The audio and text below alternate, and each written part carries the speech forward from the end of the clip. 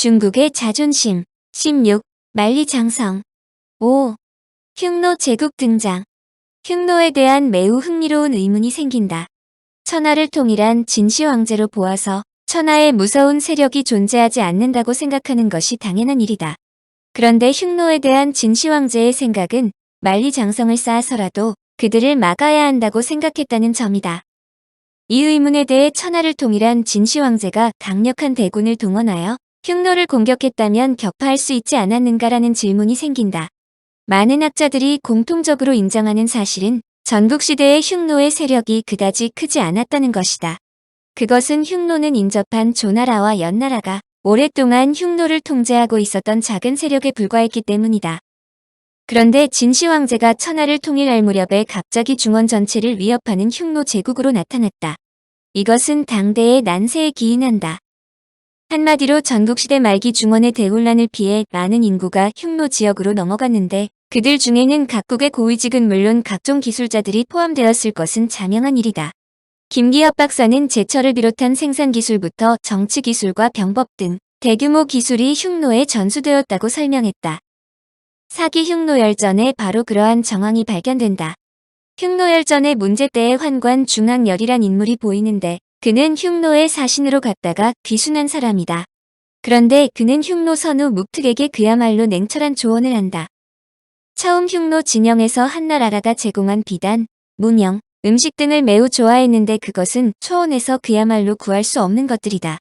그런데 중앙열은 그 점을 들어 묵특에게 진언했다. 흉노의 인구는 한나라의 한 군에도 미치지 못합니다. 그런데 흉노가 강한 것은 입고 먹는 것이 한나라와 다르기 때문이며 그것을 한나라에 의존하는 일이 없기 때문입니다.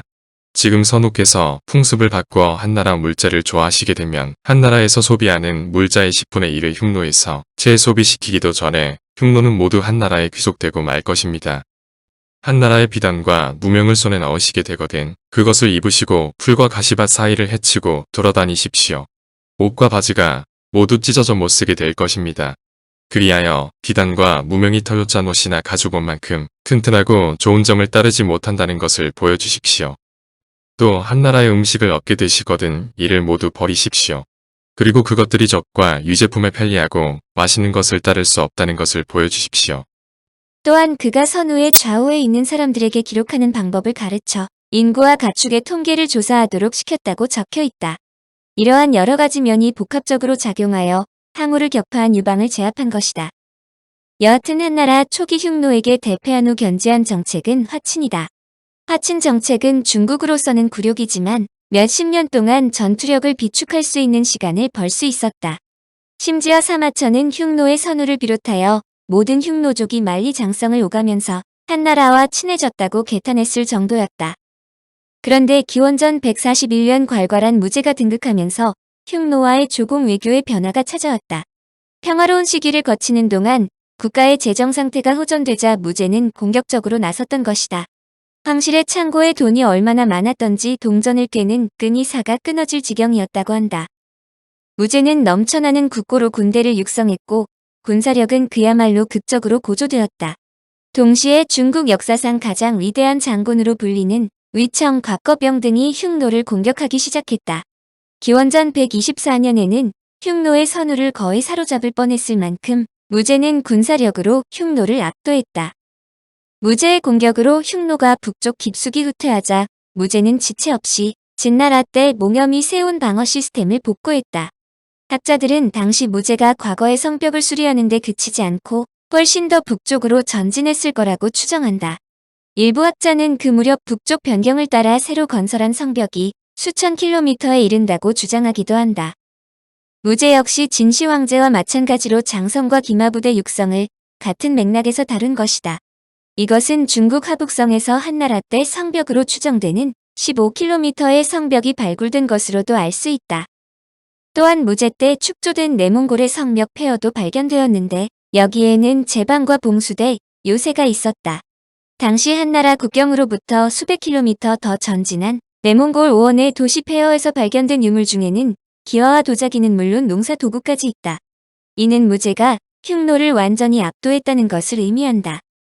이후 한나라군은 장권 등의 활약으로 서역, 즉 현 감숙성을 점령하고 만리장성을 옥문관까지 연결했다고 알려진다. 일반적으로 만리장성의 서쪽 끝은 가역관으로 인정하지만 실크로드의 관문으로 볼 수 있는 옥문관과 양관에도 장성의 흔적이 있어 이곳까지 연장되었다고 추정하는 학자들도 있다. 도낭을 탐사하던 오렐스타인은 1900년대 초에 만리장성의 서쪽 끝으로 추정되는 옥문관을 찾아내고 감격에 젖어 다음과 같이 적었다. 성벽 노선을 따라 16km 정도를 걸어 브릭으로 다져 만든 컷 아란탑에 도달했다. 그 탑은 상층부가 약간 훼손되어 위쪽이 잘려나간 피라미드 같았다. 표면에는 소금기가 진하게 배어 있어 밤중에는 희뿌옇게 빛을 냈다. 옥문관의 방어시설은 6천에서 7천명의 병사를 수용할 만큼 거대했고 스타인은 한나라가 이곳을 기원전 57년까지 사용했을 것으로 추정했다. 어쨌든 무제는 흉노와의 전투에서 승기를 잡았지만 돈을 펑펑 쏟아붓는 바람에 재정이 거덜나고 말았다. 이는 무제가 사망한 후 80년간 영토 확장은 물론 성벽 건설을 자제하고 조공정책보다 더 우호적인 화친정책으로 돌아왔다는 것으로도 알 수 있다. 이처럼 한나라는 북방 유목민과 한편으로는 동맹을 맺고 뇌물을 제공하면서 다른 한편으로는 공격하거나 방어태세를 갖췄다. 나아가 북쪽 변경 전체에 걸쳐 성벽을 보수하거나 축조했다. 엄밀한 의미에서 만리장성은 진시황제를 이은 한나라에 의해 기본 골격이 완성되었다고 해도 과언이 아니다. 이후 중국을 지배한 각 나라는 나름대로의 전략과 전술에 따라 만리장성을 활용했다. 만리장성에 가장 공을 들인 나라는 위초고의 삼국시대와 오후 16국시대에서 고구려와 많은 연계를 맺고 있던 북제로, 북제는 불과 6년 안에 토성으로 무려 1000km의 장성을 쌓았다.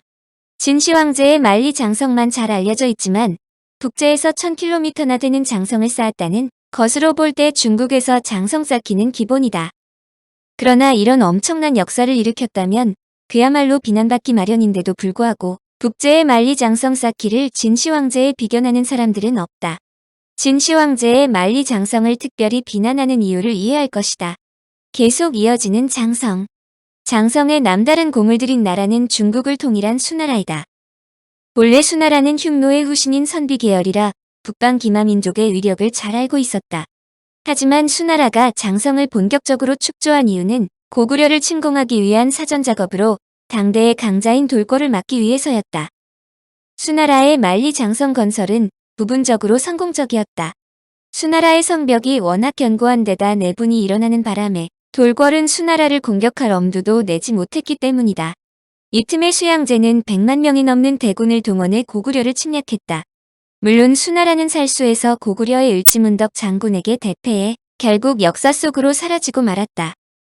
수나라를 이은 당나라는 수나라가 만리장성에 힘을 쏟았기 때문에 전력이 약화되었다는 사실을 잘 알고 있었다. 이에 따라 당나라는 만리장성을 유지하는 것이 전력에 별다른 도움이 되지 않는다는 판단을 내렸고 전혀 성벽을 쌓지 않았다. 실제로 당태종은 휘하 장군에게 만리장성에 대해 냉소적으로 말했다. 국경을 지키는 사람을 임명하면 될 텐데 양제는 긴 성벽을 건설하느라 국력을 고갈시켰다. 나는 그대들에게 북쪽을 지킬 것을 명한다.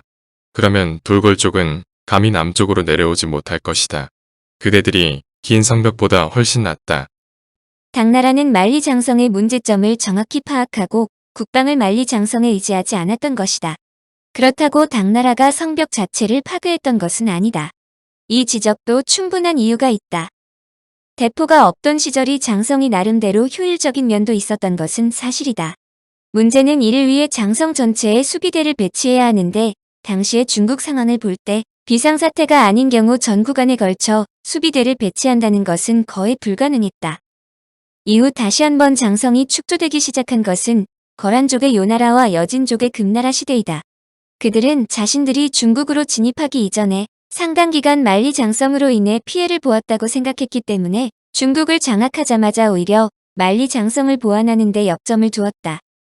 사실 흉노나 몽골족 같은 유목민족은 말을 기본으로 하므로 성벽에서 방어하는 것은 상당한 일리가 있다.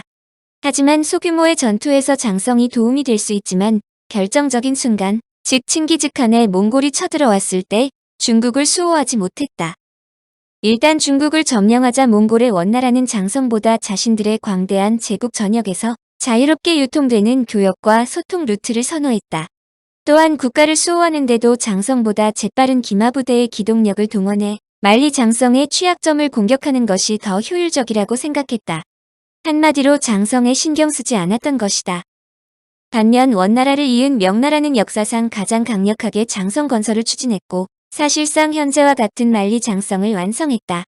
명나라가 다른 어떤 나라보다 장성을 견고하게 쌓은 이유는 원나라의 원류라 볼 수 있는 몽골과의 교류 자체를 차단하기 위해서다. 청취자에게 원하는 것은 1. 구독 2. 좋아요